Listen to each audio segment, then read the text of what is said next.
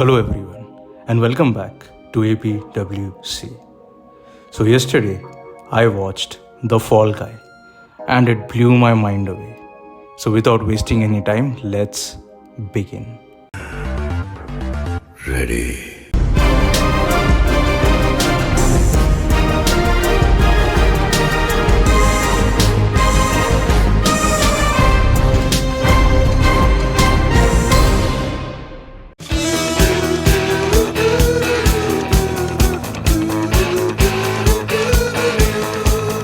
The story is pretty simple. How an infamous stunt guy returning from his sabbatical after an accident is wrongly accused of another stuntman's murder. I won't give you spoilers for this film, so don't worry.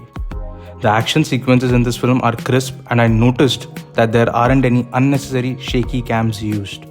Everything looks stable and all the frames are clear for you to understand what is happening. Although, I must say, Ryan Gosling and Emily Blunt's chemistry was odd. But since this isn't a rom-com, I'll let that slide. Also, they do talk about Love Actually, Notting Hill and Pretty Woman. That does make up for the oddness. The scene where Cole's drink has been spiked and he starts seeing a unicorn was such a hilarious scene, and the action during that scene was picturized in the coolest way possible. The best thing is when Colt and Jodie are talking about ideas regarding a split screen and suddenly we see them in a split screen scenario. Whoever thought of this is a genius. Colt trying to get coffee 5 times and fails miserably, and after watching this film I had only one thing. Somebody give this man a cup of coffee. He bloody needs caffeine. The only thing I am unable to understand is how this movie got such an early digital release. The Fall Guy had a theatrical release on May 3rd, 2024 and the digital release was on 21st May 2024, which is less than 3 weeks. Made on a budget of $125 to $150 million, it has grossed close to $127 million only.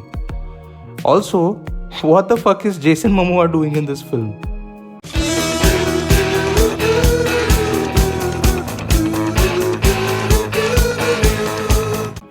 The movie starts with I Was Made for Loving You by Kiss, and that's when I knew this film will be iconic. It's a tough song and I'm happy that The Fall Guy has done justice to it, especially when it is played again in the end. Full goosebumps moment. There is also a reprised version by Youngblood for those who are not into hard rock. The famous Thunderstruck by AC/DC, which we all have heard in Iron Man, is also played in the initial minutes of the film. For all the Swifties, All Too Well by Taylor Swift is played while Ryan Gosling's character Colt reminisces the good old days and starts crying. I remember there was some reprised cover version of Staying Alive in Bullet Train as well, and this proves that the director has good taste in music.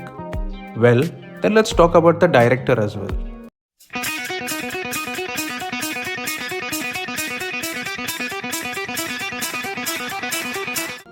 The director David Leitch is not only a filmmaker, but a stunt performer and a stunt coordinator as well. Leitch has been a stunt double for Brad Pitt 5 times and 2 times for Jean-Claude Van Damme. Maybe that's why this movie is an ode to stuntmen and stunt coordinators. They give Oscars for that? For stunts? No. Nope. He co-directed the first John Wick along with Chad Stahelski, but was credited as a producer. He later on directed films like Atomic Blonde, Deadpool 2, Hobbs & Shaw and Bullet Train, which are great, no doubt. But if you guys haven't watched Bullet Train, then I strongly recommend you guys to watch it. Consider it as a recommendation from my end. You won't be disappointed.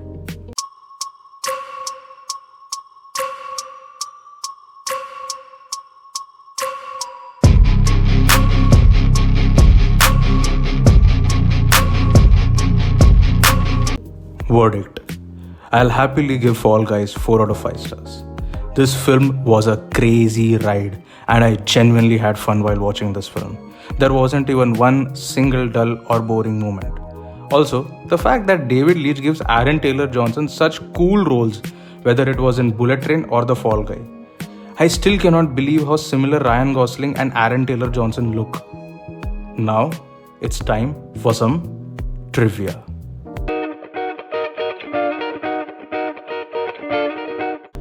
This movie is a loose adaptation of the 1981 show called The Fall Guy, which had 113 episodes spanning 5 seasons.